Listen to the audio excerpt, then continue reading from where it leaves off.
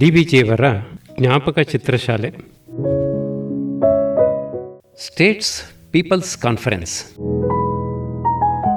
1929ರಲ್ಲಿ ತಿರುವನಂತಪುರದಲ್ಲಿ South Indian states people's conference, ದಕ್ಷಿಣ ಭಾರತದ ದೇಶೀಯ ಸಂಸ್ಥಾನ ಪ್ರಜೆಗಳ ಸಮ್ಮೇಳನ ನಡೆಯಿತು.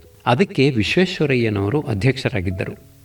ಅಂದಿಗೆ 3-4 ತಿಂಗಳ ಹಿಂದೆ ಅಚ್ಯುತ ಮೆನನ್ ಎಂಬ ವಕೀಲರು, ಇನ್ನಿಬ್ಬರು ತಿರುವಾಂಕೂರಿನ ಪ್ರಮುಖರು ಬೆಂಗಳೂರಿಗೆ ಬಂದು ಆ ಸಮ್ಮೇಳನದ ವಿಷಯದಲ್ಲಿ ಇರುವ ಜನಪ್ರಮುಖರನ್ನು ಕಂಡಿದ್ದರು.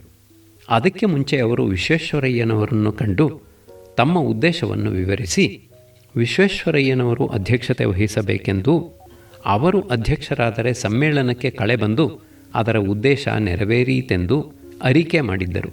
ವಿಶ್ವೇಶ್ವರಯ್ಯನವರು ಮೊದಲು ಒಪ್ಪಲಿಲ್ಲ.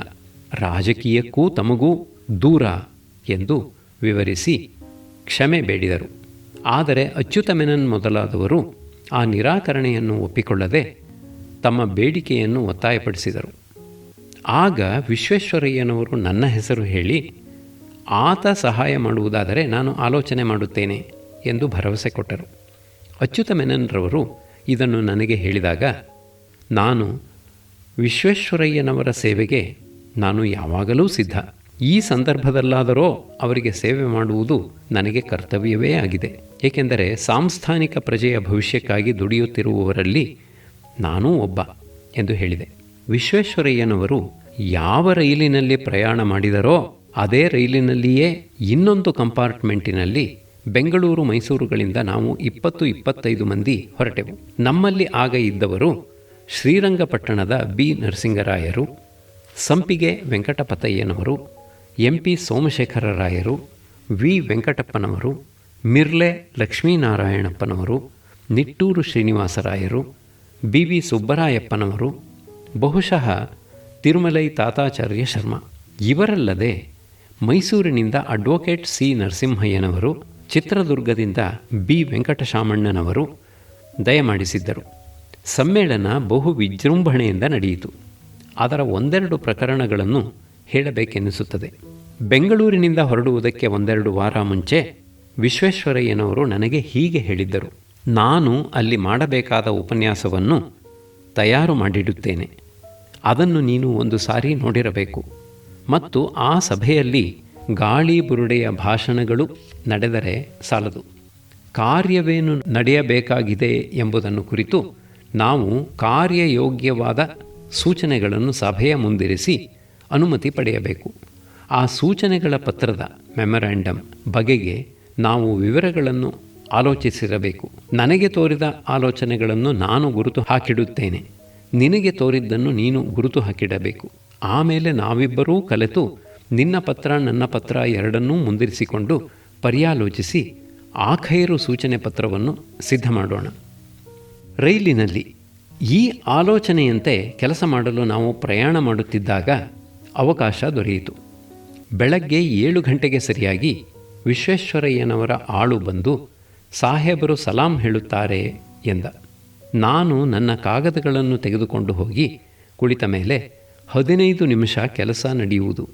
16ನೆಯ ನಿಮಿಷದಲ್ಲಿ ಅವರು, ನೀನು ಈಗ ಹೋಗು, 15 ನಿಮಿಷ ವಿಶ್ರಾಂತಿ ತೆಗೆದುಕೊಂಡು ಬಾ ಎನ್ನುವರು. ನನ್ನ ಕಂಪಾರ್ಟ್ಮೆಂಟಿಗೆ ವಾಪಸ್ ಬಂದಾಗ ಇಲ್ಲಿ ಹರಟೆ ಕೋಲಾಹಲ ನಡೆಯುವುದು. ಇಲ್ಲಿ 16ನೆಯ ನಿಮಿಷ ಬಂದ ಕೂಡಲೇ ಸಾಹೇಬರು ಸಲಾಂ ಹೇಳುತ್ತಾರೆ. ಕಂಪಾರ್ಟ್ಮೆಂಟಿನಲ್ಲಿದ್ದ ನನ್ನ ಸ್ನೇಹಿತರೆಲ್ಲ ಹಾಸ್ಯ ಮಾಡಿ ನಗುವರು. ಕೆಲವರು, ಚೆನ್ನಾಗಿ ಆಗುತ್ತಿದೆ ಶಿಕ್ಷೆ ಈಗ, ಇಷ್ಟು ದಿನ ಅಶಕ್ಷೆಯಲ್ಲೇ ಇದ್ದವನಿಗೆ ಎನ್ನುವರು. ಇನ್ನು ಕೆಲವರು, ಅತ್ತೆಮ್ಮನವರು ಹೇಳಿ ಕಳಿಸಿದ್ದಾರಪ್ಪ ಎನ್ನುವರು. ನಾನು ಮತ್ತೆ ವಿಶ್ವೇಶ್ವರಯ್ಯನವರ ಕಂಪಾರ್ಟ್ಮೆಂಟಿಗೆ ಹೋದಾಗ ಇನ್ನೂ 15 ನಿಮಿಷ ಕೆಲಸ ನಡೆಯುವುದು. ಆ 15 ನಿಮಿಷ ಮುಗಿದ ಮೇಲೆ ನನಗೆ ರೆಸ್ಟ್. ನಾನು ಕಂಪಾರ್ಟ್ಮೆಂಟಿಗೆ ವಾಪಸ್ ಬರುವ ವೇಳೆಗೆ ಇನ್ನೂ ಹಿಂದಿನ ಹಾಸ್ಯದ ಧಾರೆಯೇ ಹರಿಯುತ್ತಿರುವುದು. ಈಗ ಅದು ಮತ್ತೆ ಮುಂದುವರಿಯುವುದು. ವಿಶ್ರಾಂತಿಯ ವಿಧಾನ. ಒಂದು ಮಧ್ಯಾಹ್ನ ಸುಮಾರು 2 ಗಂಟೆಯಲ್ಲಿ ವಿಶ್ವೇಶ್ವರಯ್ಯನವರು, ನೀನು ರೆಸ್ಟ್ ತೆಗೆದುಕೋ ಎಂದು ನನಗೆ ಹೇಳಿದಾಗ, ನನಗೇನು ರೆಸ್ಟ್ ಅವಶ್ಯವಿಲ್ಲ, ಮಧ್ಯಾಹ್ನ ಕೆಲಸ ಮಾಡುವುದು ನನಗೆ ರೂಢಿ ಇದೆ ಎಂದು ಹೇಳಿಕೊಂಡೆ. ಅವರು, ಹಾಗಲ್ಲ, ಅದು ಕೂಡದು. ರೆಸ್ಟ್ ತೆಗೆದುಕೊಳ್ಳದಿದ್ದರೆ ಕೆಲಸ ಚೆನ್ನಾಗಿ ನಡೆಯುವುದಿಲ್ಲ ಎಂದು ಹೇಳುತ್ತಾ, ರೆಸ್ಟ್ ತೆಗೆದುಕೊಳ್ಳುವುದು ಹೀಗೆ ಎಂದು ಆ ವಿಧಾನವನ್ನು ನನಗೆ ಹೇಳಿಕೊಟ್ಟರು. ಅವರು ಆಗ ಅಂಗಿ, ಇಜಾರು ಮೊದಲಾದ ಉಡುಪನ್ನು ತಲೆಯಿಂದ ಕಾಲಿನವರೆಗೂ ಯಥಾಪ್ರಕಾರ ಧರಿಸಿದ್ದರು. ರೆಸ್ಟ್ ಮಾಡಿಕೊಳ್ಳುವುದೆಂದರೆ ರುಮಾಲನ್ನು ಒಂದು ಗೂಟಕ್ಕೆ ತಗುಲಿ ಹಾಕುವುದು, ಕುಳಿತಿದ್ದ ಕಡೆಯೇ ಮುದುಡಿಕೊಳ್ಳುವುದು, ಒಂದು ಕೈಯಲ್ಲಿ ಪೆನ್ಸಿಲ್ ಹಾಗೆಯೇ ಇರಬೇಕು, ಇನ್ನೊಂದು ಕೈಯಲ್ಲಿ ಹಾಳೆಯೂ ಇರಬೇಕು, ಕಣ್ಣು ರೆಪ್ಪೆ ಮಾತ್ರ ಮುಚ್ಚಿರಬೇಕು. ನಾನು ಇದೆಂಥ ರೆಸ್ಟ್ ಸರ್ ಎಂದು ಟೀಕಿಸುವ ಸಾಹಸ ಮಾಡಿದೆ. ಅವರು ಹೇಳಿದರು, ಕಣ್ಣಿಗೆ ರೆಸ್ಟ್. ನಿದ್ದೆ ಬಂದರೆ 10 ನಿಮಿಷ ನಿದ್ದೆ ಮಾಡು. ನಿದ್ದೆ ಬಾರದಿದ್ದರೆ ಆಲೋಚನೆಯಲ್ಲಿರುವ ವಿಷಯ ವಿಷದಪಡುತ್ತದೆ. ಅವರ ಈ ವಿವರಣೆ ನನ್ನ ಮನಸ್ಸಿಗೆ ಹಿಡಿಯಲಿಲ್ಲ. ನನ್ನ ಅಭ್ಯಾಸ ಬೇರೆ ರೀತಿಯದು. ಮನಸ್ಸಿನಲ್ಲಿ ಪ್ರಶ್ನೆ ಉಳಿದಿದ್ದರೆ ಎಷ್ಟು ಹೊತ್ತಾದರೂ ನಿದ್ದೆಯೇ ಇಲ್ಲ. ಪ್ರಶ್ನೆ ತೀವ್ರವಲ್ಲದಿದ್ದರೆ ನಿದ್ದೆಗೆ ಆರಂಭವಾಗಿ ಅದು ತನ್ನ ಇಷ್ಟ ಬಂದಾಗ ಮುಗಿಯಬಹುದು. ಇಷ್ಟು ಹೊತ್ತಿಗೆ ಸರಿಯಾಗಿ ನಿದ್ದೆ ಮುಗಿಸಬೇಕೆಂಬ ಕಟ್ಟುಪಾಡು ನನ್ನ ವಿಷಯದಲ್ಲಿ ಸಾಗದು. ಇಷ್ಟು ನನ್ನ ಮನಸ್ಸಿನಲ್ಲಿದ್ದರೂ ನಾನು ಜವಾಬು ಹೇಳಲಿಲ್ಲ. ವಿಶ್ವೇಶ್ವರಯ್ಯನವರ ಕ್ರಮವನ್ನು ನೋಡಿ ಮೆಚ್ಚಿಕೊಂಡೆ. ನಿದ್ರೆ ಅವರ ಸ್ವಾಧೀನದಲ್ಲಿತ್ತು. ಕರೆದಾಗ ಬರುತ್ತಿತ್ತು, ಹೋಗೆಂದಾಗ ಹೋಗುತ್ತಿತ್ತು. ಇದು ಒಂದು ಬಗೆಯ ಆತ್ಮಸಂಯಮ. ತಿರುವಾಂಕೂರು ಕಾನ್ಫರೆನ್ಸಿನ ಸಮಯದಲ್ಲಿ ಅದರ ಅಧ್ಯಕ್ಷರಾಗಿದ್ದ ವಿಶ್ವೇಶ್ವರಯ್ಯನವರನ್ನು ನಾನು ಕಾಣಬೇಕಾದ ಅವಶ್ಯಕತೆ ಆಗಾಗ ಬರುತ್ತಿತ್ತು. ಆ ಕಾನ್ಫರೆನ್ಸಿಗೆ ಏನೇನೋ ವಿಘ್ನಗಳು ಬರಬಹುದೆಂದು ಅವರು ಮನಸ್ಸಿನಲ್ಲಿ ಶಂಕೆ ಪಟ್ಟುಕೊಂಡಿದ್ದರು. ಅದರ ಜೊತೆಗೆ ಅಲ್ಲಿಯ ಸಬ್ಜೆಕ್ಟ್ಸ್ ಕಮಿಟಿ, ವಿಷಯ ನಿಯಾಮನ ಸಮಿತಿಯಲ್ಲಿ ಪದೇ ಪದೇ ತಕರಾರುಗಳು ಬಂದು ಕಾನ್ಫರೆನ್ಸ್ ಒಡೆದು ಹೋದೀತೇನೋ ಎಂಬ ಭೀತಿಗೂ ಅವಕಾಶವಿತ್ತು. ಆ ದಿನಗಳಲ್ಲಿ ನಾನೋ ಅಥವಾ ಮತ್ತೊಬ್ಬ ಕಾರ್ಯಕರ್ತರೋ ಅವರ ಕೋಣೆಯಲ್ಲಿ ಕಾಲಿಟ್ಟ ಕೂಡಲೇ ಅವರು ನಮ್ಮ ಕಡೆಗೆ ತಿರುಗಿ ವಾಟ್ ಈಸ್ ದಿ ವರ್ಸ್ಟ್ ಎಂದು ಕೇಳುತ್ತಿದ್ದರು. ನಾವು ಅಪಾಯವೇನೂ ಇಲ್ಲ ಎಂದು ಹೇಳಿ ನಮ್ಮ ಪ್ರಶ್ನೆಯನ್ನು ವಿವರಿಸುತ್ತಿದ್ದೆವು. ಹೀಗೆ 4-5 ಸಾರಿ ನಡೆದ ಮೇಲೆ ನಾನು ಮತ್ತೊಂದು ಸಾರಿ ಅವರ ಕೋಣೆಗೆ ಕಾಲಿಡುತ್ತಲೇ ಅವರು ಮತ್ತೆ ವಾಟ್ ಈಸ್ ದಿ ವರ್ಸ್ಟ್ ಎಂದು ಕೇಳಿದರು. ನಾನು ಇದೇನು ಹೀಗೆ ಕೇಳೋಣಾಗುತ್ತದೆ ವಿಶ್ವೇಶ್ವರಯ್ಯ ನಗುಮುಖದಿಂದ, if you are prepared for the worst there is nothing that you need fear. ಅತ್ಯಂತ ಆಪತ್ತು ಯಾವುದೋ ಅದಕ್ಕೆ ನೀನು ಸಿದ್ಧನಾಗಿದ್ದಲ್ಲಿ ಮಿಕ್ಕ ಕಷ್ಟಗಳನ್ನು ಸುಲಭವಾಗಿ ಎದುರಿಸಲಾಗುತ್ತದೆ. ಹೀಗೆ ಪ್ರಶ್ನೆ ಯಾವುದೇ ಆಗಲಿ ಅದರ ಅತ್ಯಂತ ಭಯಂಕರ ರೂಪವನ್ನು ಮನಸಾ ಗ್ರಹಿಸಿ ಅದನ್ನೆದುರಿಸಲು ಸಿದ್ಧರಾಗಿರುವುದು ಅವರ ಅಭ್ಯಾಸ. ಸಂಗತಿಯ ಅನುಕೂಲ ರೂಪವನ್ನು ಮಾತ್ರ ನೋಡಿ ಅವರು ಉತ್ಸಾಹ ಪಡುವವರಲ್ಲ. ಅದಕ್ಕೆ ವಿಕಟ ರೂಪವೂ ಒಂದು ಇರಬಹುದೆಂದು ಅವರು ಸರ್ವದಾ ನೆನಪಿನಲ್ಲಿ ಇರಿಸುತ್ತಿದ್ದರು. ಬಾಜಾ ಭಜಂತ್ರಿ. ತಿರುವನಂತಪುರದಲ್ಲಿ ಸ್ಟೇಟ್ಸ್ ಪೀಪಲ್ಸ್ ಕಾನ್ಫರೆನ್ಸಿಗಾಗಿ ಅಧ್ಯಕ್ಷರನ್ನು ಕರೆತರುವುದಕ್ಕೆಂದು ಸ್ವಾಗತ ಸಭೆಯ ಪ್ರಮುಖರು ಬಾಜಾ ಭಜಂತ್ರಿ ಸಮೇತವಾಗಿ ವಿಶ್ವೇಶ್ವರಯ್ಯನವರು ಇಳಿದಿದ್ದ ಅರಮನೆಯ ಕಟ್ಟಡಕ್ಕೆ ಹೋದರು. ವಿಶ್ವೇಶ್ವರಯ್ಯನವರು ಸಿದ್ಧರಾಗಿ ಕುಳಿತಿದ್ದರು. ಮೇಳ ಉಪಕ್ರಮವಾಯಿತು. ಇದೇನು ಎಂದು ಕೇಳಿದರು. ತಮ್ಮನ್ನು ಸ್ವಾಗತಿಸುವುದಕ್ಕೆ ಎಂದು ಉತ್ತರ ಬಂದಿತು. ಇವೆಲ್ಲ ಸಲ್ಲದು ಎಂದು ಹೇಳುತ್ತಾ ವಿಶ್ವೇಶ್ವರಯ್ಯನವರು ಮೋಟಾರಿನಲ್ಲಿ ಕುಳಿತರು. ಗಾಡಿ ಹೊರಟಿತು. ಮೇಳ ಹಿಂದೆಯೇ ಉಳಿಯಬೇಕಾಯಿತು. ಪ್ರಾರ್ಥನೆ. ಸಭಾಮಂಟಪದಲ್ಲಿ ಸ್ವಾಗತಾಧ್ಯಕ್ಷರಾದ ಕೆ ನಾರಾಯಣ ಪಿಳ್ಳೆಯವರು ವಿಶ್ವೇಶ್ವರಯ್ಯನವರ ಬಳಿಗೆ ಹೋಗಿ ಕಾರ್ಯಕ್ರಮದಲ್ಲಿ ಮೊದಲನೆಯದು ದೇವತಾ ಪ್ರಾರ್ಥನೆ ಎಂದರು. ವಿಶ್ವೇಶ್ವರಯ್ಯನವರು ಕೇಳಿದರು. ವಿಶ್ವೇಶ್ವರಯ್ಯ: ಪ್ರಾರ್ಥನೆ ಏಕೆ? ನಾವು ಮಾಡುತ್ತಿರುವುದು ಒಳ್ಳೆಯ ಕೆಲಸವೆಂದು ನಮ್ಮ ಮನಸ್ಸಿಗೆ ನಿಶ್ಚಯವಾಗಿದ್ದರೆ ಆ ಒಳ್ಳೆಯ ಪ್ರಯತ್ನಕ್ಕೆ ದೇವರು ಒಲಿಯುವುದಿಲ್ಲವೇ? ನಾರಾಯಣ ಪಿಳ್ಳೆಯವರು ಸನ್ಮಾನ್ಯರು, ಸಂಸ್ಕೃತದಲ್ಲಿ ಒಳ್ಳೆಯ ಪಂಡಿತರು, ಇಂಗ್ಲಿಷಿನಲ್ಲಿಯೂ ಹಾಗೆಯೇ ಎಂದು ಅವರ ಮಾತುಕತೆಯಿಂದ ನನಗೆ ತೋರಿತು. ಭಾರೀ ವಕೀಲರು ಮತ್ತು ಸಮಸ್ತ ಜನರಿಂದಲೂ ಗೌರವಿಸಲ್ಪಟ್ಟಿದ್ದವರು. ಉತ್ತರೋತ್ತರ ಅವರು ತಿರುವಾಂಕೂರು ಹೈಕೋರ್ಟಿನ ಜಡ್ಜಿ ಪದವಿಗೆ ಆರಿಸಲ್ಪಟ್ಟರು. ಅವರು ವಿಶ್ವೇಶ್ವರಯ್ಯನವರ ಮಾತನ್ನು ಅಂಗೀಕರಿಸಿ, ಆದರೂ ತಾವು ಮೊದಲೇ ಒಬ್ಬ ರಾಮಕೃಷ್ಣಾಶ್ರಮದ ಯತಿಗಳನ್ನು ಬೇಡಿಕೊಂಡಿದ್ದರಿಂದ ಅದಕ್ಕಾಗಿ ಅವಕಾಶ ಕೊಡಬೇಕೆಂದರು. ಅಲ್ಲಿದ್ದ ಒಬ್ಬರು ಅರ್ಧ ಗಂಟೆ ಕೊಡಬಹುದು ಎಂದರು. ವಿಶ್ವೇಶ್ವರಯ್ಯನವರು ಬೆಚ್ಚಿಬಿದ್ದರು. ಅಷ್ಟು ಹೊತ್ತು ವೇಸ್ಟ್ ಮಾಡುವುದೇ? 10 ನಿಮಿಷ ಕೊಡುತ್ತೇನೆ. ಅದರಂತೆ ಸಭಾ ಕಾರ್ಯ ಪ್ರಾರಂಭವಾಯಿತು. ಸುಮಾರು 5,000-6,000 ಮಂದಿ ಸೇರಿದ್ದರು ಎಂದು ತೋರುತ್ತದೆ. ಅವರಲ್ಲಿ 1/3 ಮಹಿಳೆಯರ ಗುಂಪು. ಅವರೆಲ್ಲ ವಿದ್ಯಾವತಿಯರು. ಇಂಗ್ಲಿಷ್, ಮಲಯಾಳಿ ಮಾತ್ರವಲ್ಲದೆ ಸಂಸ್ಕೃತ ಭಾಷೆಯನ್ನೂ ಬಲ್ಲವರು. ಎಷ್ಟೋ ಜನ ವಕೀಲರು. ಕಾನ್ಫರೆನ್ಸಿನ ಕಡೆಯ ದಿನ ಒಂದು ಸ್ವಾರಸ್ಯ ನಡೆಯಿತು. ಮಧ್ಯಾಹ್ನ ಟೀ ವೇಳೆಯಲ್ಲಿ ವಿಶ್ವೇಶ್ವರಯ್ಯನವರು ನಾನು ಇಬ್ಬರೂ ಒಂದೆಡೆ ಬೇರೆಯಾಗಿ ಕುಳಿತು ಕಾಫಿ ಸೇವಿಸುತ್ತಿದ್ದೆವು. ಅವರು ನನಗೆ ಹೇಳಿದರು, ಇಲ್ಲಿಯ ಮುಖಂಡರು ಈ ಕಾನ್ಫರೆನ್ಸನ್ನು ಒಂದು ಸ್ಥಾಯೀ ಸಮಿತಿಯಾಗಿ ಮಾಡಬೇಕು ಎಂದು ನಿಶ್ಚಯಿಸಿಕೊಂಡಿದ್ದಾರೆ. ಅದಕ್ಕೆ ನನ್ನನ್ನು ಅಧ್ಯಕ್ಷನಾಗಿರಬೇಕೆಂದು ಅವರು ಒತ್ತಾಯಪಡಿಸುತ್ತಾರೆ. ಅದು ಆಗತಕ್ಕದ್ದಲ್ಲವೆಂದು ನಾನು ಖಂಡಿತವಾಗಿ ಹೇಳಿದ್ದೇನೆ. ನಿನ್ನಲ್ಲಿ ಆ ಪ್ರಸ್ತಾವ ಮಾಡಿದರೆ ನೀನು ನನ್ನ ಮಾತನ್ನು ಅನುಮೋದಿಸಬೇಕಾದದ್ದು ಮತ್ತು ನಿನ್ನನ್ನು ಕಾರ್ಯದರ್ಶಿಯಾಗಿರುವಂತೆ ಕೇಳಿಕೊಳ್ಳುತ್ತಾರೆ. ನೀನು ಅದಕ್ಕೆ ಒಪ್ಪಬಾರದೆಂದು ನನಗೆ ತೋರುತ್ತದೆ. ಆದರೆ ಅವರು ಒಂದು ಬ್ಯಾಂಕಿನಲ್ಲಿ ಸಂಸ್ಥೆಯ ಖರ್ಚಿಗಾಗಿ 30,000 ರೂಪಾಯಿ ಡಿಪಾಸಿಟ್ ಇಟ್ಟರೆ ಆಗ ನೀನು ಒಪ್ಪಿಕೊಳ್ಳಬಹುದು. ನಾನು ಅಧ್ಯಕ್ಷತೆಯ ವಿಷಯದಲ್ಲಿ ಅವರು ಮಾಡಿದ ತೀರ್ಮಾನವನ್ನು ಒಪ್ಪಿಕೊಳ್ಳಲಾರೆನೆಂದು ಹೇಳಿದೆ. ಆ ಪದವಿಗೆ ಅವರನ್ನು ಬಿಟ್ಟರೆ ಕಾನ್ಫರೆನ್ಸನ್ನು ಕೈಬಿಟ್ಟಂತೆಯೇ ಎಂದೆ. ನನ್ನ ವಿಷಯವಾಗಿ ಆದರೋ ನಾನು ಮೊದಲೇ ಮನಸ್ಸು ಮಾಡಿಕೊಂಡಿದ್ದೆ.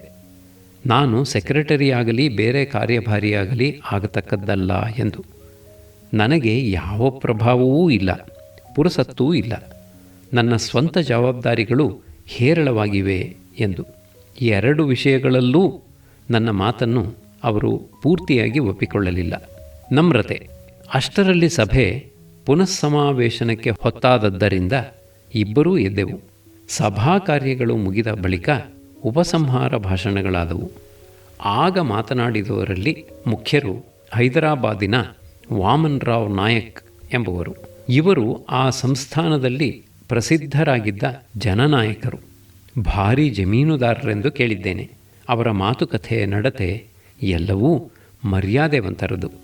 ವಿಶ್ವೇಶ್ವರಯ್ಯನವರ ಪರಿಚಯ ಅವರಿಗೆ ಹೈದರಾಬಾದಿನ ದಿವಸಗಳಿಂದ ಇತ್ತು ಎಂದು ತೋರುತ್ತದೆ.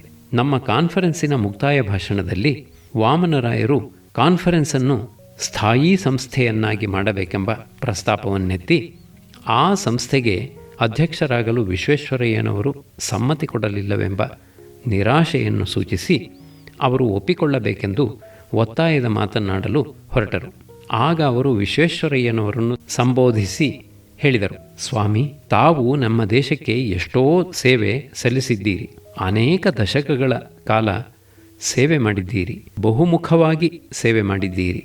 ತಾವು ನಮ್ಮ ಪಾಲಿಗೆ ಭೀಷ್ಮಾಚಾರ್ಯರು. ಹೀಗೆ ಹೇಳುತ್ತಾ ಮುಂದುವರಿಯುವವರಾಗಿದ್ದರು. ವಿಶ್ವೇಶ್ವರಯ್ಯನವರು ಒಡನೆಯೇ ಹೇಳಿದರು, ವಾಮನರಾಯರೇ, ನೀವು ನನ್ನ ಸಣ್ಣತನವನ್ನು ನಾನು ನೆನಪಿಸಿಕೊಳ್ಳುವಂತೆ ಮಾಡಿದ್ದೀರಿ. ಭೀಷ್ಮಾಚಾರ್ಯರಲ್ಲಿ ನಾನೆಲ್ಲಿ? Mister Vaman Rao, you are humiliating me. Where is the great Bhishma and where am I? I am a small man. ಇದನ್ನು ಕೇಳಿದ ನಮಗೆಲ್ಲ ಕಣ್ಣುಗಳಲ್ಲಿ ಹನಿಗೂಡಿತು. ಅಷ್ಟು ಸಾಮರ್ಥ್ಯದಲ್ಲಿ, ಅಷ್ಟು ಯಶಸ್ವಿತೆಯಲ್ಲಿ, ಅದೆಷ್ಟು ಸೌಜನ್ಯ, ಅದೆಷ್ಟು ವಿನಯ. ಕಡೆಗೂ ಅವರು ಸಸೇಮಿರ ಬಿಡಲಿಲ್ಲ. ಆ ಕಾನ್ಫರೆನ್ಸು ಮತ್ತೊಂದು ಸಾರಿ ಸೇರಲೂ ಇಲ್ಲ. ಕಾನ್ಫರೆನ್ಸಿನ ಫಲಿತ. ಆದರೆ ಆ ಕಾನ್ಫರೆನ್ಸ್ ಮಾಡಿದ ಕೆಲಸವನ್ನು ಬಹುಜನ ವಿಚಾರಕ್ಕೆ ತೆಗೆದುಕೊಂಡರು. ಆ ಕಾನ್ಫರೆನ್ಸ್ ಒಪ್ಪಿ ಅಂಗೀಕರಿಸಿದ ಸೂಚನಾ ಪತ್ರಿಕೆಯು ತ್ರಿವೇಂಡ್ರಮ್ ಮೆಮೊರಾಂಡಮ್ ಎಂಬ ಹೆಸರಿನಿಂದ ಪ್ರಸಿದ್ಧವಾಗಿ ಬಹುಮಂದಿಯ ಗಮನವನ್ನು ಸೆಳೆಯಿತು. The States, berry, Dale Keith ಮೊದಲಾದ ಪ್ರಖ್ಯಾತ ರಾಜಕೀಯ ಗ್ರಂಥಲೇಖಕರು ಅದನ್ನು ಪ್ರಸ್ತಾವಿಸಿದರು. ನನಗೆ ಈಗಲೂ ಅನ್ನಿಸುತ್ತದೆ ಅದು ಬಹು ಸಮೀಚೀನವಾದ ರಾಜ್ಯ ನಿಬಂಧನೆಯ ಸೂಚನಾವಳಿ ಎಂದು. ಅದರಲ್ಲಿಯ ಮುಖ್ಯಾಂಶಗಳು 3. 1. ಇಂಡಿಯಾವು ಏಕೈಕವಾದ ಸಂಯುಕ್ತ ರಾಷ್ಟ್ರವಾಗಿರತಕ್ಕದ್ದು. 2. ದೇಶೀಯ ರಾಜ್ಯಗಳಲ್ಲಿ ಯಾವುವು ಭೂವಿಸ್ತಾರದಿಂದಲೂ ಉಪಪತ್ತಿಯಿಂದಲೂ ಇತರ ದೃಷ್ಟಿಗಳಿಂದಲೂ ಉಳಿದಿರಲು ಅರ್ಹವಾದುದೆಂದು ತೋರುತ್ತದೆಯೋ ಅವು ರೂಪುಗೆಡದೆ ತಮ್ಮ ತಮ್ಮ ರಾಜರುಗಳೊಡನೆ ಉಳಿದುಕೊಂಡು ಸಂಯುಕ್ತ ರಾಷ್ಟ್ರದ ಅಂತರ್ಭಾಗಗಳಾಗಿ ಜೀವಿಸತಕ್ಕದ್ದು. 3. ಸಂಯುಕ್ತ ರಾಷ್ಟ್ರದ ಎಲ್ಲ ಭಾಗಗಳಲ್ಲಿಯೂ ಪ್ರಜಾಭಿಪ್ರಾಯಕ್ಕೆ ಒಳಪಟ್ಟ ಸರಕಾರಗಳು ಇರತಕ್ಕದ್ದು. ವ್ಯಾಸಂಗ. ಈ ಮೆಮೊರ್ಯಾಂಡಮಿನ ವಾಕ್ಯವನ್ನೂ ಖಂಡವನ್ನೂ ಪರೀಕ್ಷಿಸಿ ಸಭಾ ಸಮಿತಿಯ ಅಭಿಪ್ರಾಯದ ಮೇರೆಗೆ ತಿದ್ದಿದ್ದಾಯಿತು. ಅದರ ಅಂಶಗಳು ಚರ್ಚೆಗೆ ಬಂದಾಗ ವಿಶ್ವೇಶ್ವರಯ್ಯನವರು ತೋರಿಸಿದ ರಾಜಕೀಯ ಪ್ರಜ್ಞೆಯೂ ಅಂತರ್ದೃಷ್ಟಿಯೂ ಎಷ್ಟೋ ಮಂದಿ ಪ್ರಸಿದ್ಧರಾದ ರಾಜಕೀಯ ಪ್ರಾಜ್ಞರದ್ದಕ್ಕಿಂತ ಹೆಚ್ಚಾದದ್ದು ಎಂದು ನನಗೆ ಅನಿಸುತ್ತದೆ. ಈ ಕೆಲಸವನ್ನು ವಿಶ್ವೇಶ್ವರಯ್ಯನವರು ಒಪ್ಪಿಕೊಂಡ ಮೇಲೆ ಅವರು ವಿಸ್ತಾರವಾದ ರಾಜಕೀಯ ಸಾಹಿತ್ಯ ವ್ಯಾಸಂಗವನ್ನು ಕೈಗೊಂಡಿದ್ದಿರಬೇಕು. ಅವರು ತೀರಿಕೊಂಡ ಮೇಲೆ ಅವರ ಸ್ವಂತ ಗ್ರಂಥ ಭಂಡಾರವನ್ನು ನಾನು ಹುಡುಕಿ ನೋಡುವ ಅವಕಾಶ ಬಂತು. ಆಗ ನೋಡಿದೆ, ಅದರಲ್ಲಿ ಅನೇಕ ಪ್ರಮಾಣಭೂತವಾದ ರಾಜ್ಯಶಾಸ್ತ್ರ ಗ್ರಂಥಗಳು ಕಂಡುಬಂದವು. ಬ್ರೈಸ್, ಲೋವೆಲ್ ಮೊದಲಾದ ಅನೇಕ ಮಂದಿ ರಾಜ್ಯಶಾಸ್ತ್ರ ಲೇಖಕರ ಕೃತಿಗಳು ಅಲ್ಲಿದ್ದವು. ಅನೇಕ ಗ್ರಂಥಗಳಲ್ಲಿ ವಿಶ್ವೇಶ್ವರಯ್ಯನವರು ಪಕ್ಕಾ ಟಿಪ್ಪಣಿಗಳನ್ನೂ ತಮ್ಮ ಕೈಯಿಂದ ಬರೆದಿದ್ದರು. ಯಾವ ಕೆಲಸವನ್ನೂ ಕೈಗೆ ತೆಗೆದುಕೊಂಡರೂ ಅದನ್ನು ಆದಷ್ಟು ಪ್ರಮಾಣವತ್ತಾಗಿ, ಆದಷ್ಟು ಪರಿಷ್ಕಾರದಿಂದ ಮಾಡಬೇಕು ಎಂಬುದು ಅವರ ಸೂತ್ರ. ಕಾಲ ನಿಯಮ, ಕಾನ್ಫರೆನ್ಸಿನ ಸಬ್ಜೆಕ್ಟ್ ಕಮಿಟಿ, ವಿಷಯ ನಿಯಾಮಕ ಸಮಿತಿ 3 ದಿನವೂ ಮಧ್ಯಾಹ್ನ ಸೇರುತ್ತಿತ್ತು. ಆ ಮೀಟಿಂಗು ಮುಗಿಯುವ ಹೊತ್ತಿನಲ್ಲಿ ವಿಶ್ವೇಶ್ವರಯ್ಯನವರು, gentleman, when are we meeting next ಎಂದು ಕೇಳುವರು. ಸದಸ್ಯರಲ್ಲೊಬ್ಬರು 2 o'clock ಟುಮಾರೋ ಎನ್ನುವರು. ವಿಶ್ವೇಶ್ವರಯ್ಯನವರು, is it standard time or Aden time ಎಂದು ಕೇಳುವರು. ಅವರು ಹೀಗಂದದ್ದನ್ನು 2-3 ಸಲ ಕೇಳಿದ್ದ ಒಬ್ಬರು ಪ್ರಶ್ನಿಸಿದರು, ಏಡನ್ ಟೈಮ್ ಎಂದರೇನು? ವಿಶ್ವೇಶ್ವರಯ್ಯ, ನೀವು 2 ಗಂಟೆಗೆ ಎಂದು ಹೇಳಿದಿರಲ್ಲ, ಅದು ಗ್ರೀನ್ವಿಚ್ ಗಡಿಯಾರಕ್ಕೆ ಅನುಸಾರವಾದದ್ದಾದರೆ ಅದು ಸ್ಟ್ಯಾಂಡರ್ಡ್ ಟೈಮ್. ಅದು ಪ್ರಪಂಚದಲ್ಲಿ ಎಲ್ಲರೂ ಅನುಸರಿಸುತ್ತಿರುವ ಕಾಲ ಪ್ರಮಾಣ. ಆದರೆ ಏಡನ್ ಬಂದರಿನಲ್ಲಿ 2 ಗಂಟೆಗೆ ಯಾವುದೋ ಹಡಗು ಬರುತ್ತದೆಂದು ನಿಷ್ಕರ್ಷೆಯಾಗಿರುತ್ತದೆಯಷ್ಟೇ. ಆ ಹಡಗು ಅಲ್ಲಿಗೆ ಯಾವಾಗ ಬರುತ್ತದೋ ಆಗಲೇ 2 ಗಂಟೆ. ಅದು ಸಂಜೆ 7 ಗಂಟೆಗೆ ಬಂದರೂ ಆಗ ಮಧ್ಯಾಹ್ನ 2 ಗಂಟೆಯೇ. ಇಲ್ಲಿ ನಮ್ಮ ಮೀಟಿಂಗುಗಳು ಏಡನ್ ಪದ್ಧತಿಯನ್ನು ಅನುಸರಿಸುತ್ತಿವೆ. ನೀವೆಲ್ಲ ಬಂದು ಸೇರಿದಾಗ 2 ಗಂಟೆ. ಎಲ್ಲರೂ ನಕ್ಕು ತಾವು ತಿದ್ದಿಕೊಳ್ಳುವುದಾಗಿ ಭರವಸೆ ಕೊಟ್ಟರು. ಸತ್ಯ ಪರೀಕ್ಷೆ, ಅನ್ಯ ಮರ್ಯಾದೆ. ಮೆಮೊರ್ಯಾಂಡಮ್ ಪತ್ರಿಕೆಯನ್ನು ಓದಿ ಚರ್ಚಿಸುತ್ತಿದ್ದ ಕಾಲದಲ್ಲಿ ಅಲ್ಲಿ ಉದಾಹರಿಸಿದ್ದ ಸಂಗತಿಗಳು, ಅಂಶಗಳು, ವಾದಗಳು ಪ್ರಮಾಣಭೂತವಾಗಿವೆಯೇ ಎಂಬ ವಿಷಯದಲ್ಲಿ ವಿಶ್ವೇಶ್ವರಯ್ಯನವರಿಗೆ ಶಂಕೆ ಬರುವುದು. ಆಗ ಅವರು ನನ್ನನ್ನು ಪ್ರಶ್ನೆ ಕೇಳುವರು. ನಾನು ಆ ಸಂಗತಿ ಇಂಥ ಗ್ರಂಥದಲ್ಲಿದೆ ಅಥವಾ ಕಾನೂನಿನಲ್ಲಿದೆ ಎಂದು ಉತ್ತರ ಹೇಳಿ ಆ ಆಧಾರ ಗ್ರಂಥವನ್ನು ತೆಗೆದು ಆ ವಾಕ್ಯವನ್ನು ಅವರ ಮುಂದೆ ಹಿಡಿಯಲು ಹೊರಡುತ್ತಿದ್ದೆ. ಅಷ್ಟರಲ್ಲಿಯೇ ಅವರು, ಸರಿ, ನೀನು ನೋಡಿದ್ದರೆ ಸರಿ ಎಂದು ಹೇಳಿ ನನ್ನನ್ನು ಸಮಾಧಾನಪಡಿಸುತ್ತಿದ್ದರು. ಅವರು ಸಮಾಧಾನಪಟ್ಟರಲ್ಲ ಎಂದುಕೊಂಡು ಪುಸ್ತಕವನ್ನು ಬದಿಗೆ ಇರಿಸುತ್ತಿದ್ದೆ. ಕೆಲವು ನಿಮಿಷಗಳಾದ ಮೇಲೆ ನನಗೆ ಏನೋ ಕೆಲಸ ನೇಮಿಸುವರು. ಅದಕ್ಕಾಗಿ ನಾನು ಹೊರಗೆ ಹೋಗಿ 8-10 ನಿಮಿಷ ಕಳೆದು ಕೊಠಡಿಯೊಳಕ್ಕೆ ಬಂದಾಗ ವಿಶ್ವೇಶ್ವರಯ್ಯನವರು ಆ ಗ್ರಂಥವನ್ನು ತಾವೇ ತೆಗೆದು ನಾನು ಹೇಳಿದ್ದು ಸರಿಯೋ ಎಂದು ನೋಡಿಕೊಳ್ಳುತ್ತಿರುವರು. ನಾನು ಹಿಂತಿರುಗುವುದನ್ನು ಕಂಡೊಡನೆಯೇ ಪುಸ್ತಕವನ್ನು ಥಟ್ಟನೆ ಮುಚ್ಚಿ ಬೇರೆ ಏನೋ ಹುಡುಕುತ್ತಿದ್ದಂತೆ ನನಗೆ ಹೇಳುವರು. ನನಗೆ ಸಂದರ್ಭ ಅರ್ಥವಾಗದಿರಲಿಲ್ಲ. ಅವರು ಯಾವುದನ್ನೂ ಸ್ವತಃ ಪರೀಕ್ಷೆ ಮಾಡಿ ಮನಸ್ಸಿಗೆ ನಿಶ್ಚಯ ಮಾಡಿಕೊಳ್ಳಬೇಕು. ಆದರೆ ಇನ್ನೊಬ್ಬರಿಗೆ ತಾವು ಅಪನಂಬಿಕೆ ಪಟ್ಟಿದ್ದರೆಂದು ಶಂಕೆ ತೋರಬಾರದು. ಒಂದು ಕಡೆ ಸತ್ಯ ಪರೀಕ್ಷೆ, ಇನ್ನೊಂದು ಕಡೆ ಅನ್ಯ ಮರ್ಯಾದೆ. ಇಂಥ ಸಂಗತಿ ಇನ್ನೊಂದು ಜ್ಞಾಪಕಕ್ಕೆ ಬರುತ್ತದೆ. ಇದನ್ನು ನನಗೆ ಹೇಳಿದವರು ಬೊಂಬಾಯಿ ಪಟ್ಟಣದ ಇಂಡಿಯನ್ ಸೋಷಲ್ ರಿಫಾರ್ಮರ್ ಪತ್ರಿಕೆಯ ಸಂಪಾದಕರಾಗಿದ್ದ ಪ್ರಾಜ್ಞ ಸಾಧುಗಳಾದ ಕೆ. ನಟರಾಜನ್ರವರು. ನಟರಾಜನ್ರವರು ಹೈದರಾಬಾದಿನಲ್ಲಿ ಮುಖ್ಯಮಂತ್ರಿಯಾಗಿದ್ದ ಸರ್ ಅಕ್ಬರ್ ಹೈದರಿಯವರು, ಜಡ್ಜಿ ಚಂದಾವರ್ಕರ್ರವರು, ವಿಶ್ವೇಶ್ವರಯ್ಯನವರು ಆಪ್ತ ಸ್ನೇಹಿತರು. ಬೊಂಬಾಯಿಯಲ್ಲಿದ್ದಾಗ ಈ 4 ಮಂದಿಯೂ ವಾರಕ್ಕೊಂದು ಸಲ ಒಂದು ಕಡೆ ಸೇರಿ ಬ್ರೌನಿಂಗ್ ಕವಿಯ ಕೃತಿಗಳನ್ನು ಓದತಕ್ಕದ್ದೆಂದು ನಿಶ್ಚಯ ಮಾಡಿಕೊಂಡಿದ್ದರಂತೆ. ಆಗ ಒಂದು ಸಾರಿ ವಿಶ್ವೇಶ್ವರಯ್ಯನವರು ಸರ್ ಅಕ್ಬರ್ ಹೈದರಿಯವರ ಮನೆಗೆ ಹೋದರು. ಅಲ್ಲಿ ಕುಳಿತ ಮೇಲೆ ದಾಹವಾಗುತ್ತಿದೆ ಎಂದು ನೀರನ್ನು ಕೇಳಿದರು. ಹೈದರಿಯವರು ತಮ್ಮ ಬೀಬಿ ರಾಣಿಯನ್ನು ಕರೆದು ಕುಡಿಯಲಿಕ್ಕೆ ನೀರನ್ನು ತರಿಸ ಹೇಳಿದರು. ಆಕೆಯಾದರೋ ಅತಿಥಿಗಳ ಗೌರವವನ್ನು ನೆನೆಸಿಕೊಂಡು ಒಂದು ಗ್ಲಾಸಿನಲ್ಲಿ ಶರಬತ್ತನ್ನು ತರಿಸಿಕೊಟ್ಟರಂತೆ. ವಿಶ್ವೇಶ್ವರಯ್ಯನವರು ಅದನ್ನು ಸೇವಿಸಿದ ಶಾಸ್ತ್ರ ಮಾಡಿ ಆ ಗ್ಲಾಸನ್ನು ತಮ್ಮ ಬಳಿಯ ಮೇಜಿನ ಬಳಿ ಇರಿಸಿಕೊಂಡಿದ್ದರು. ಹೈದರಿಯವರು ಯಾವುದೋ ಒಂದು ಸಣ್ಣ ನಿಮಿತ್ತಕ್ಕಾಗಿ ಒಂದು ಕ್ಷಣ ಮಾತ್ರ ಆ ಕೊಠಡಿಯಿಂದ ಹೊರಕ್ಕೆ ಹೋದರು. ಅವರು ಹಿಂದಿರುಗುವ ವೇಳೆಗೆ ವಿಶ್ವೇಶ್ವರಯ್ಯನವರು ಶರಬತ್ತನ್ನು ಕಿಟಕಿಯಿಂದ ಆಚೆಗೆ ಎಸೆದದ್ದನ್ನು ಕಂಡರು. ಇಬ್ಬರ ಮುಖಗಳೂ ಒಬ್ಬರನ್ನೊಬ್ಬರು ಕಂಡಾಗ ನಗೆ ಸೂಸುತ್ತಿದ್ದವು. ಹೈದರಿಯವರು, ಏನು ಮುಸಲ್ಮಾನರ ನೀರೆಂದು ಎಸೆದರೋ ಎಂದರು. ವಿಶ್ವೇಶ್ವರಯ್ಯನವರು, ನನಗೆ ಶರಬತ್ತು ರುಚಿಸುವುದಿಲ್ಲ ಎಂದರು. ನಿಜವನ್ನು ದೇವರು ಬಲ್ಲ. ಭದ್ರಾವತಿಯ ಪುಕಾರು. ಇತರರ ಕೀರ್ತಿ ಮಾನಗಳ ವಿಷಯದಲ್ಲಿ ವಿಶ್ವೇಶ್ವರಯ್ಯನವರು ಆ ಕೀರ್ತಿ ಸನ್ಮಾನಗಳು ತಮ್ಮ ಸ್ವಂತದವೋ ಎನ್ನುವಷ್ಟು ಜಾಗರೂಕರಾಗಿದ್ದರು.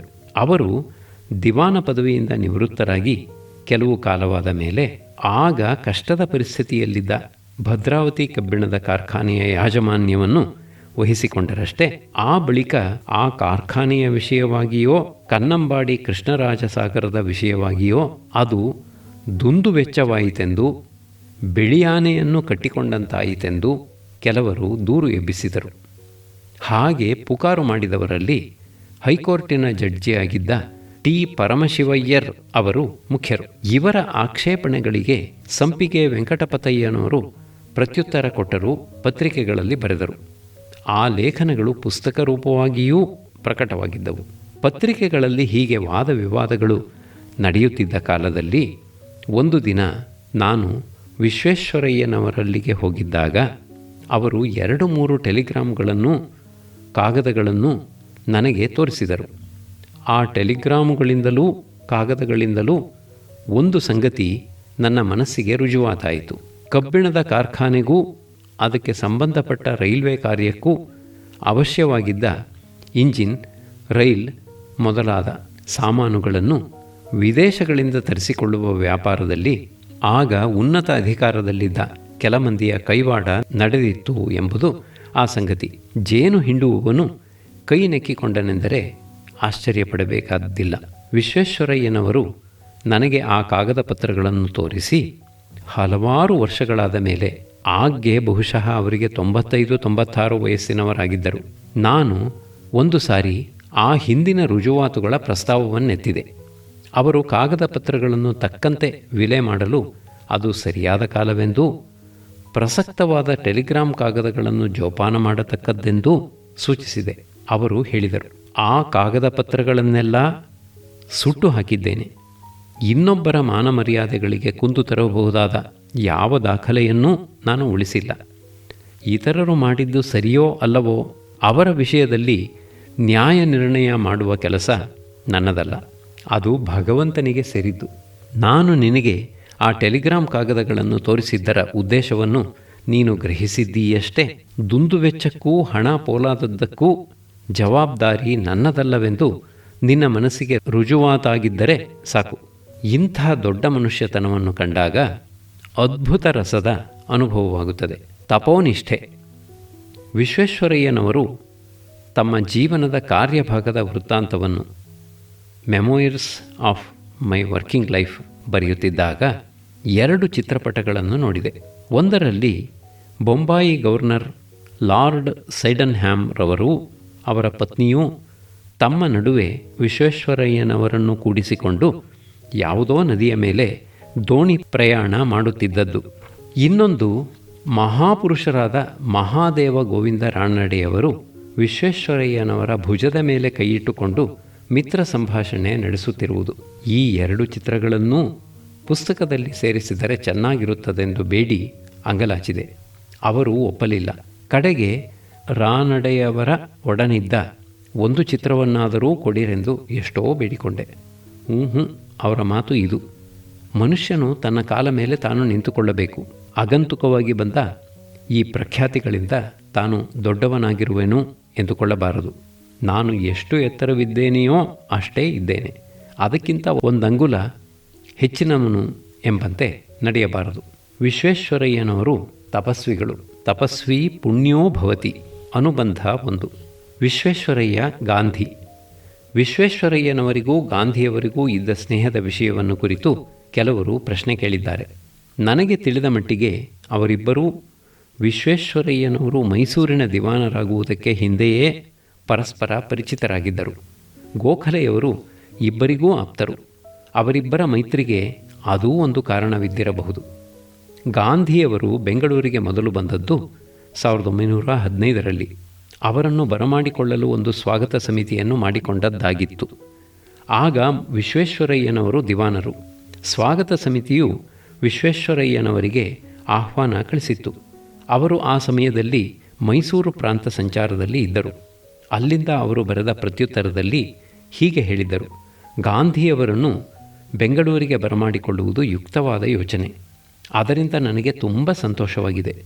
ಆದರೆ ಈಗ ನಾನು ಪರಸ್ಥಳದಲ್ಲಿ ಇರುವುದರಿಂದ ನಾನು ಸ್ವಾಗತ ಸಮಾರಂಭದಲ್ಲಿ ನಿಮ್ಮೊಡನೆ ಸೇರುವಂತಿಲ್ಲವಲ್ಲ ಎಂದು ವಿಷಾದವಾಗಿದೆ. ಗಾಂಧಿ ದಂಪತಿಗಳು ಬರುವ ದಿವಸ ಸಂಜೆ ನಾನು ಬೆಂಗಳೂರಿಗೆ ವಾಪಸ್ಸು ಬರತಕ್ಕದ್ದೆಂದು ಗೊತ್ತಾಗಿದೆ. ಬಂದ ಕೂಡಲೇ ಬಹುಶಃ ಆ ರಾತ್ರಿ ನಾನು ಅವರನ್ನು ಅವರ ಬಿಡಾರದಲ್ಲಿ ಕಂಡು ನನ್ನ ಗೌರವ ಸಲ್ಲಿಸುತ್ತೇನೆ. ಅದರಂತೆ ಆಯಿತು. ಗಾಂಧಿಯವರಿಗೆ ಬಿಡಾರಕ್ಕಾಗಿ ಗೊತ್ತಾಗಿದ್ದ ಮನೆ ಈಗ ಕಾಂಗ್ರೆಸ್ ಕಟ್ಟಡವಿರುವ ಜಾಗದ ದಕ್ಷಿಣ ಪಾರ್ಶ್ವದ್ದು. ಅದು ಪೂರ್ವಕ್ಕೂ ದಕ್ಷಿಣಕ್ಕೂ ಎರಡು ಕಡೆಗೂ ಅಭಿಮುಖವಾಗಿತ್ತು. ದಕ್ಷಿಣದ ಕಡೆಯದೇ ಶೇಷಾದ್ರಿ ರಸ್ತೆ. ಆ ಮನೆ ಡಿಸ್ಟ್ರಿಕ್ಟ್ ಜಡ್ಜಿ ಆಗಿದ್ದ BS ಕೃಷ್ಣಸ್ವಾಮಯ್ಯಂಗಾರ್ಯರದು. ಆಗ್ಗೆ ಮನೆ ಹೊಸದು, ಆಗ ತಾನೇ ಕಟ್ಟಿ ಮುಗಿದಿತ್ತು. ಕಾಂಪೌಂಡ್ ಗೋಡೆ ಆಗಿರಲಿಲ್ಲ. ಅಂದು ರಾತ್ರಿ ಸುಮಾರು 7 ಗಂಟೆಯ ವೇಳೆಗೆ ವಿಶ್ವೇಶ್ವರಯ್ಯನವರು ಮೈಸೂರಿನಿಂದ ಬರುತ್ತಾ ದಾರಿಯಲ್ಲಿಯೇ ಆ ಮನೆಯ ಮುಂದೆ ಇಳಿದರು. ಅವರನ್ನು ನೋಡಿದ ಮೇಲೆ ಅವರು ಕುಳಿತು ಮಾತನಾಡುವುದಕ್ಕಾಗಿ ಆ ಆವರಣದ ಆಗ್ನೇಯ ಮೂಲೆಯಲ್ಲಿ ಒಂದು ಕಿಟ್ಸನ್ ದೀಪವನ್ನಿರಿಸಿ ಒಂದು ಮೇಜನ್ನು 4 ಕುರ್ಚಿಗಳನ್ನು ಹಾಕಿದೆವು. ಅಲ್ಲಿದ್ದವರು ಗಾಂಧಿಯವರು, ಕಸ್ತೂರಿಬಾ ಅವರು, ವಿಶ್ವೇಶ್ವರಯ್ಯನವರು. ಕೊಂಚ ಹೊತ್ತಾದ ಮೇಲೆ ಮದ್ರಾಸಿನ GA ನಟೇಶನ್ ಅವರು ಅಲ್ಲಿ ಸೇರಿದರು. ಆದರೆ ಮಾತುಕತೆ ನಡೆದದ್ದೆಲ್ಲ ಗುಜರಾತಿ ಭಾಷೆಯಲ್ಲಿ. ಗಾಂಧಿ, ಕಸ್ತೂರಿಬಾ ಅವರಿಬ್ಬರಿಗೂ ಗುಜರಾತಿ ಹುಟ್ಟುಭಾಷೆ. ವಿಶ್ವೇಶ್ವರಯ್ಯನವರು ಆ ಪ್ರಾಂತದಲ್ಲಿ ಸರ್ವೀಸು ಮಾಡಿದ್ದರಿಂದ ಅವರಿಗೂ ಗುಜರಾತಿ ಭಾಷೆ ಅಭ್ಯಾಸವಾಗಿತ್ತು. ವಿಶ್ವೇಶ್ವರಯ್ಯನವರಿಗೆ ಮರಾಠಿ, ಗುಜರಾತಿ ಭಾಷೆಗಳು ತೆಲುಗು, ಕನ್ನಡಗಳಿಗಿಂತ ಸುಲಭವಾಗಿತ್ತು. ಕನ್ನಡ ಮಾತನಾಡುವಾಗ ನಡುವೆ ಮರಾಠಿ, ಗುಜರಾತಿ ಮಾತುಗಳು ಬಂದು ಬಿಡುತ್ತಿದ್ದವು. ಅವರು ಪ್ರಜಾಪ್ರತಿನಿಧಿ ಸಭೆಯಲ್ಲಿ ಈ ಸಬ್ಜೆಕ್ಟು ನಿಕಾಲಾಯಿತು ಎನ್ನುತ್ತಿದ್ದರು. ಅವರೂ ಗಾಂಧಿಯವರೂ ಹಳೆಯ ಕಾಲದ ಸಂಗತಿಗಳನ್ನು ನೆನಪು ಮಾಡಿಕೊಳ್ಳುತ್ತಿದ್ದರೆಂದು ನನಗೆ ತೋರಿತು. ನಡುವೆ ನಗುತ್ತಿದ್ದರು. ಹೀಗೆ 30-40 ನಿಮಿಷ ಅವರ ಮಾತು ಬೆಳೆದ ಮೇಲೆ ವಿಶ್ವೇಶ್ವರಯ್ಯನವರನ್ನು ಕುರಿತು ಒಂದು ಬೇಡಿಕೆ ಮಾಡಿಕೊಂಡೆವು. ನಾನು, ಗಾಂಧಿಯವರು ಈ ಹೊತ್ತು ರಾತ್ರಿ ಪ್ರಯಾಣ ಮಾಡುವವರಾಗಿದ್ದಾರೆ. ಅದಕ್ಕಾಗಿ ಫಸ್ಟ್ ಕ್ಲಾಸ್ ಕಂಪಾರ್ಟ್ಮೆಂಟನ್ನು ಗೊತ್ತು ಮಾಡಿದ್ದೇವೆ. ಅವರು ಅದಾಗದೆಂದು ಹಠ ಹಿಡಿದಿದ್ದಾರೆ. ತಾವು ದಯವಿಟ್ಟು ಅವರನ್ನು ಒಡಂಬಡಿಸಬೇಕು. ವಿಶ್ವೇಶ್ವರಯ್ಯನವರು ಹೇಳಿ ನೋಡಿದರು. ನೀವು ಆರಾಮಾಗಿ ಕೂಡಬಹುದು, ಕೆಲಸ ಮಾಡಬಹುದು, ಮಲಗಬಹುದು, ಒಪ್ಪಿಕೊಳ್ಳಬಹುದಲ್ಲ. ಗಾಂಧಿಯವರು ಮತ್ತೆ ಒಲ್ಲೆನೆಂದರು. ವಿಶ್ವೇಶ್ವರಯ್ಯ, ಆತ ಹಠಮಾರಿ, ಆಬ್ಸ್ಟಿನೇಟ್. ಆತನ ಇಷ್ಟದಂತೆ ಆತ ಹೋಗಲಿ ಬಿಡಿ. ವಿಶ್ವೇಶ್ವರಯ್ಯನವರು ಅಪ್ಪಣೆ ತೆಗೆದುಕೊಂಡು ತೆರಳಿದರು. ನಾವು ಗಾಂಧಿಯವರಿಗೆ ಹೇಳಿದೆವು, ನಾನು ಟಿಕೆಟ್ ತೆಗೆದುಕೊಂಡು ಬಿಟ್ಟಿದ್ದೇವಲ್ಲ. ಗಾಂಧಿ, ವಾಪಸ್ ಕೊಟ್ಟು ಬಿಡಿ. ನಾವು ವಾಪಸ್ ಕೊಡಲಾರೆವು. ನಿಮ್ಮ ಜಾಗ ರಿಸರ್ವ್ ಆಗಿದೆ, ದಯವಿಟ್ಟು ಅಲ್ಲಿಯೇ ಕೊಡಬೇಕು. ಗಾಂಧಿ, ನಾನು ಸತ್ಯಾಗ್ರಹಿ ಎಂಬುದನ್ನು ನೀವು ಬಲ್ಲಿರಿ. ನಿರ್ಬಂಧದಿಂದ ಫಸ್ಟ್ ಕ್ಲಾಸಿನಲ್ಲಿ ಕೂಡಿಸಿ ಬೀಗ ಹಾಕಿದರೆ ನಾನು ಬಾಗಿಲು ತೆಗೆಸಿ ಧುಮುಕಿ ಬಿಡುತ್ತೇನೆ. GA ನಟೇಶನ್ ಅವರು ಗಾಂಧಿಯವರನ್ನು ನಮ್ಮೆಲ್ಲರಿಗಿಂತ ಬಹು ಚೆನ್ನಾಗಿ ಬಲ್ಲವರು. ಅವರು ಹೇಳಿದರು, ನಟೇಶನ್, ಈತ ಮುಷ್ಕರದ ಮನುಷ್ಯ, ಏನಾದರೂ ಮಾಡಿಕೊಂಡು ಬಿಡುತ್ತಾರೆ. ಆತನ ಇಷ್ಟದಂತೆ ನಡೆಯಲಿ ಬಿಡಿ. ಆ ಕಥೆ ಅಲ್ಲಿಗೆ ಮುಗಿಯಿತು. ವಿಶ್ವೇಶ್ವರಯ್ಯನವರಿಗೂ ಗಾಂಧಿಯವರಿಗೂ ಬುಡದಿಂದ ತುದಿಯವರೆಗೂ ತಕರಾರು. ವಿಶ್ವೇಶ್ವರಯ್ಯನವರು ಯಂತ್ರಕರ್ಮವೂ ವೈಜ್ಞಾನಿಕ ಸಾಧನಗಳು ನಮ್ಮ ದೇಶಕ್ಕೆ ಅವಶ್ಯ ಎಂದು ನಂಬಿದ್ದವರು. ಗಾಂಧಿಯವರಿಗೆ ಯಂತ್ರಕರ್ಮ ವಿಜ್ಞಾನಗಳಲ್ಲಿ ಅಷ್ಟು ಉತ್ಸಾಹವಿರಲಿಲ್ಲ. ವಿಶ್ವೇಶ್ವರಯ್ಯನವರು ಪ್ರತ್ಯಕ್ಷ ಪ್ರಪಂಚವನ್ನು ಮುಖ್ಯವೆಂದು ಬಗೆದಿದ್ದರು. ಗಾಂಧಿಯವರು ಪ್ರತ್ಯಕ್ಷ ಪ್ರಪಂಚಕ್ಕಾಗಿ ಹೋರಾಡುತ್ತಿದ್ದರೂ ಪ್ರಪಂಚಾತೀತವಾದ ಒಂದು ಶಕ್ತಿಯನ್ನು ಪ್ರಕಟವಾಗಿ ಸೇವಿಸುತ್ತಿದ್ದರು. ಅಂತರಂಗದಲ್ಲಿ ಇಬ್ಬರೂ ಭಕ್ತರೇ, ಆದರೆ ಭಕ್ತಿಯ ರೀತಿಗಳು ಬೇರೆ ಬೇರೆ. ಇದೆಲ್ಲಕ್ಕಿಂತ ಮುಖ್ಯವಾಗಿ ರಾಜಕೀಯದಲ್ಲಿ ಅವರಿಬ್ಬರ ಪ್ರವೃತ್ತಿಗಳೂ ಬೇರೆ ಬೇರೆ. ವಿಶ್ವೇಶ್ವರಯ್ಯನವರು ರಾನಡೆ, ಗೋಖಲೆ ಮೊದಲಾದವರಂತೆ ಮಿತವೇಗದವರು.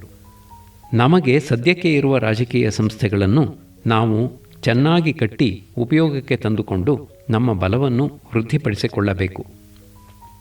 ಇರುವ ಸಂಸ್ಥೆಗಳ ಆಧಾರದ ಮೇಲೆ ನಮಗೆ ಬೇಕಾದ ಸಂಸ್ಥೆಗಳನ್ನು ಕ್ರಮಕ್ರಮವಾಗಿ ಕಟ್ಟಿಕೊಳ್ಳಬೇಕು. ನಮ್ಮ ಪ್ರಗತಿ ಹಿಂದಿನಿಂದ ಅನುಸ್ಯೂತವಾಗಿ ಬಂದದ್ದಾಗಿರಬೇಕು. ಇದು ವಿಶ್ವೇಶ್ವರಯ್ಯನವರ ಮನೋಗತ. ಅದು ಕ್ರಾಂತಿವಾದಿಗಳಿಗೆ ಅನುಕೂಲವಾದದ್ದಲ್ಲ. ಗಾಂಧಿಯವರು ಸ್ವಯಂ ಕ್ರಾಂತಿವಾದಿಗಳಲ್ಲದಿದ್ದರೂ ಕ್ರಾಂತಿವಾದಿಗಳಿಗೆ ಬೆಂಬಲವಾಗಿದ್ದವರು. ಒಂದು ಪಟ್ಟಿನಿಂದ ಒಂದೇ ಒಂದು ಹಾರಿನಿಂದ ಮುಂದಕ್ಕೆ ಸಾಗಬೇಕೆಂದವರು ಅವರು. ಅವರಿಬ್ಬರಿಗೂ ಇದ್ದ ಭೇದವನ್ನು ವಿಸ್ತಾರವಾಗಿ ಹೇಳಲು ಇದು ಸ್ಥಳವಲ್ಲ. ಅನುಬಂಧ 2. ವಿಶ್ವೇಶ್ವರಯ್ಯನವರ ಸ್ವಾವಲಂಬನೆ. 1958ರಲ್ಲಿ ವಿಶ್ವೇಶ್ವರಯ್ಯನವರನ್ನು ಒಂದು ದಿನ ಮಾಡರ್ನ್ ಹಿಂದೂ ಹೋಟೆಲಿನ KT ಅಪ್ಪಣ್ಣನವರು ಭೋಜನಕ್ಕೆ ಆಹ್ವಾನಿಸಿದ್ದರು. ಆ ಹೊತ್ತು ಹೋಟೆಲಿನ ಡೈಮಂಡ್ ಜುಬಿಲಿ ಸಮಾರಂಭ. ಅಪ್ಪಣ್ಣನವರಿಗೆ ವಿಶ್ವೇಶ್ವರಯ್ಯನವರಲ್ಲಿ ಗಾಢವಾದ ಕೃತಜ್ಞತೆ ಮತ್ತು ಭಕ್ತಿ. ವಿಶ್ವೇಶ್ವರಯ್ಯನವರು ಹೋಟೆಲ್ ವ್ಯಾಪಾರಕ್ಕೆ ಪ್ರೋತ್ಸಾಹಕರಾಗಿದ್ದರು ಮತ್ತು ಅಪ್ಪಣ್ಣನವರಿಗೆ ತುಂಬ ಉಪಕಾರ ಮಾಡಿದ್ದರು. ಮಾಡರ್ನ್ ಹಿಂದೂ ಹೋಟೆಲು ಸ್ಥಾಪನೆಯಾದದ್ದೇ ವಿಶ್ವೇಶ್ವರಯ್ಯನವರು ಕೊಟ್ಟ ಪ್ರೇರಣೆ ಸಹಾಯಗಳಿಂದ. ಆ ರಾತ್ರಿಯ ಭೋಜನಕ್ಕೆ ಬಹುಶಃ 100-120 ಮಂದಿ ಬಂದಿದ್ದರು. ಭೋಜನದ ಸಮಯದಲ್ಲಿ ಕೊಂಚ ಮಳೆ ಬಂತು. ಭೋಜನ ಮುಗಿದು ಅತಿಥಿಗಳು ತೆರಳುವ ವೇಳೆಗೆ ಹೋಟೆಲಿನ ಕಾಂಪೌಂಡಿನಲ್ಲಿ ಅಲ್ಲಲ್ಲಿದ್ದ ಸಣ್ಣ ಸಣ್ಣ ಹಳ್ಳಗಳಲ್ಲಿ ಕೊಂಚ ನೀರು ನಿಂತಿತ್ತು. ವಿಶ್ವೇಶ್ವರಯ್ಯನವರು ಹೊರಡಲು ಸಿದ್ಧರಾದಾಗ ಆ ನೀರಿನ ಹಳ್ಳಗಳಲ್ಲಿ ಕಾಲಿಟ್ಟಾರು, ಜಾರಿಯಾರು ಎಂಬ ಭೀತಿಯಿಂದ ನಾನು ಒಂದು ಅಧಿಕ ಪ್ರಸಂಗಿತನ ಮಾಡಿದೆ. ನನ್ನ ಕೈಯಲ್ಲಿದ್ದ ವಾಕಿಂಗ್ ಸ್ಟಿಕ್ಕನ್ನು ವಿಶ್ವೇಶ್ವರಯ್ಯನವರ ಕೈಗೆ ಕೊಟ್ಟೆ. ಅವರು ಅದನ್ನು ತೆಗೆದುಕೊಂಡು ತಕ್ಷಣವೇ ದೂರ ಬಿಸಿಟ್ಟು ಹೇಳಿದರು, one had better perish than live so helplessly. ಅಷ್ಟು ಅಸಹಾಯನಾಗಿ ಬದುಕುವುದಕ್ಕಿಂತ ಸಾಯುವುದೇ ಮೇಲು. ಹೀಗೆನ್ನುತ್ತಾ ನೀರಿನ ಹಳ್ಳಗಳ ಮೇಲೆ ಹಾರಿಕೊಂಡು ತಮ್ಮ ಕಾರನ್ನು ಸೇರಿದರು.